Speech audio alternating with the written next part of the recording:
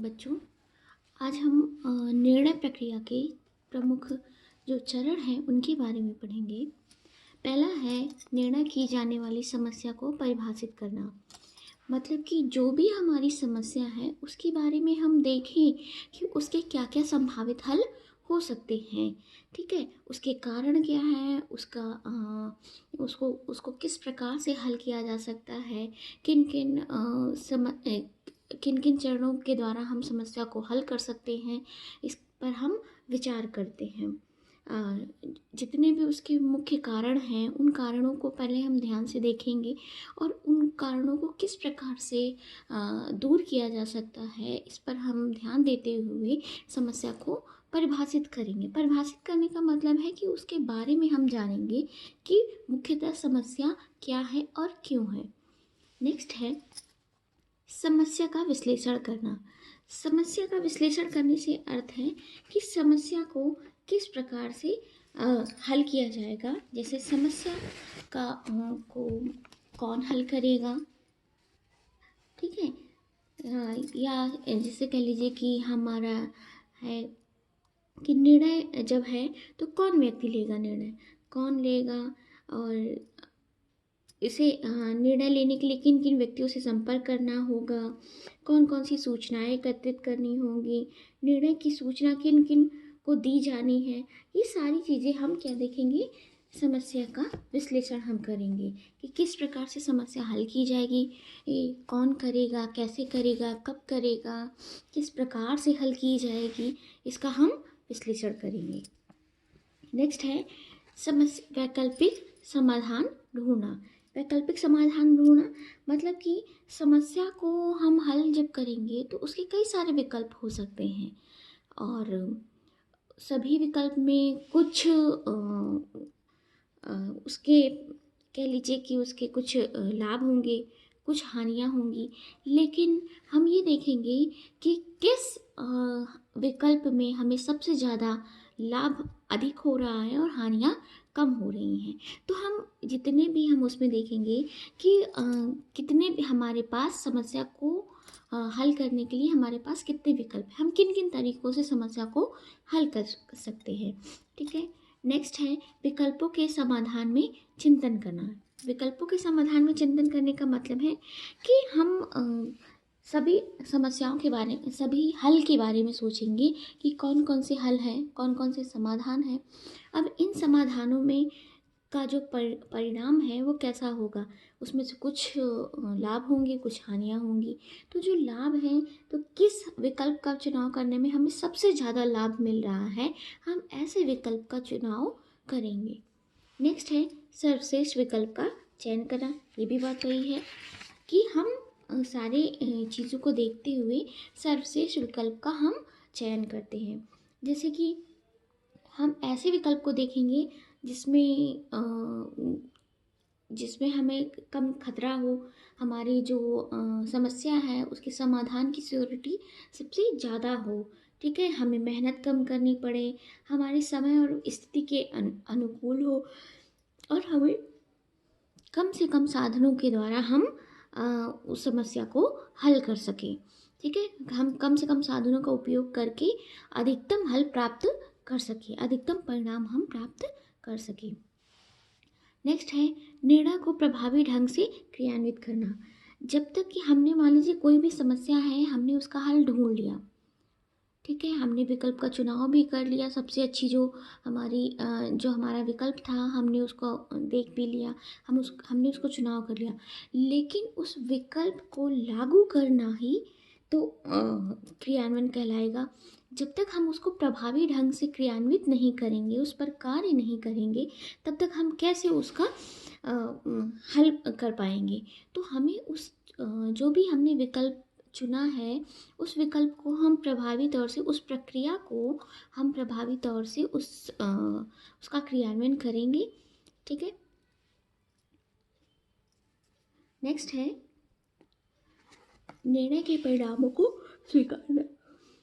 हमने जो भी निर्णय लिया, ठीक है, निर्णय के बाद हमने विकल्प चुने, उसका हल किया, उसका क्रियान्वयन किया, क्रियान्वयन करने के बाद जो परिणाम आ रहा है, जैसा भी परिणाम है, हम उसको एक्सेप्ट करें।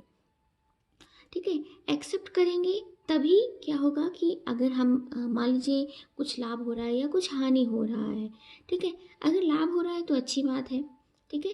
अगर हानि हुई है तो हम उसमें देखेंगे, हम फिर उस पर सोच विचार करेंगे कि क्या हमने किस जगह पे गलती की थी। और अगर मान लीजिए कोई जोखिम या कोई हानि हमें आ रही है तो हम उस चीज़ को स्वीकार करेंगे कि ताकि आगे आने वाली समस्या पर हम उस पर ध्यान दें और आगे जब भी हम निर्णय लें तो उस पर हम इस समस्या में जो भी हमें समस्याएं, इस समस्या के हल में जो भी हमें हानियां हुई हैं उनको हम ध्यान रखते हुए आगे नहीं दोहराएंगे। नेक्स्ट है निर्णय का अनुसरण करना। निर्णय के अनुसरण मतलब कि जो भी प्रभाव है या जो भी कमियां त्रुटियां हैं उनमें कितना संशोधन किया जा सकता है, ठीक है।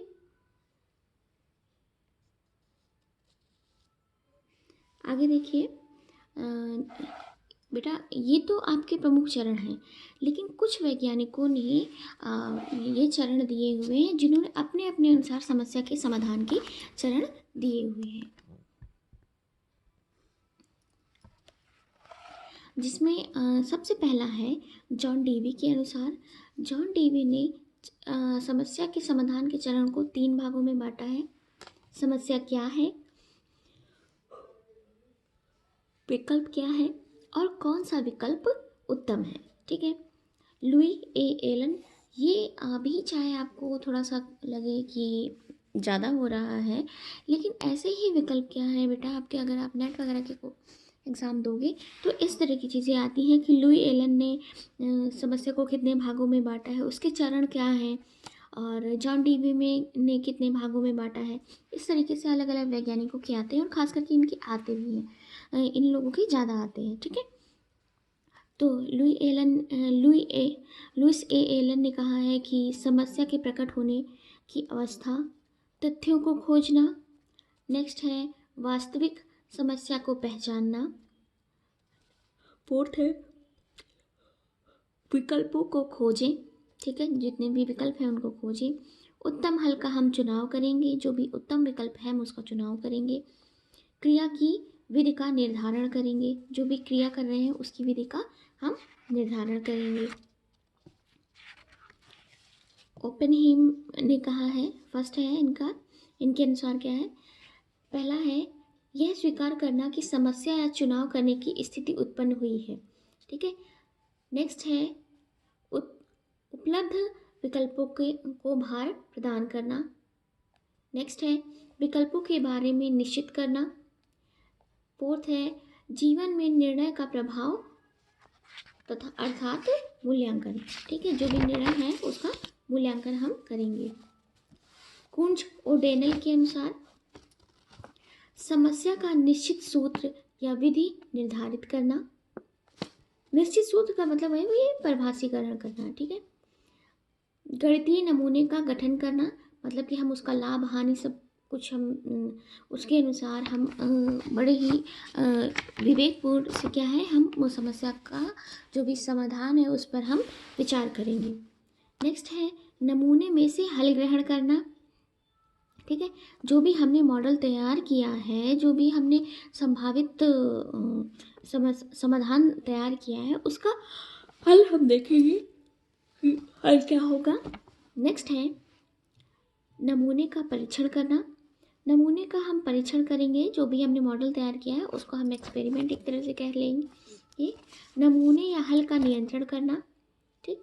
नेक्स्ट है हल को प्रभाव में लाना, जो भी हमारा हल है उसे हम प्रभाव में लाएंगे।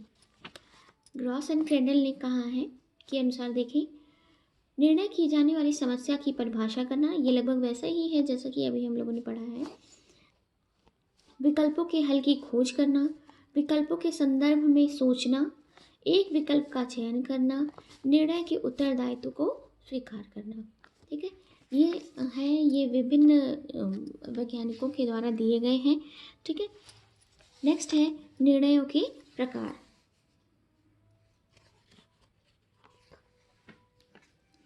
निर्णयों के प्रकार इसमें सबसे पहला है नैतिक तथा आधारभूत निर्णय,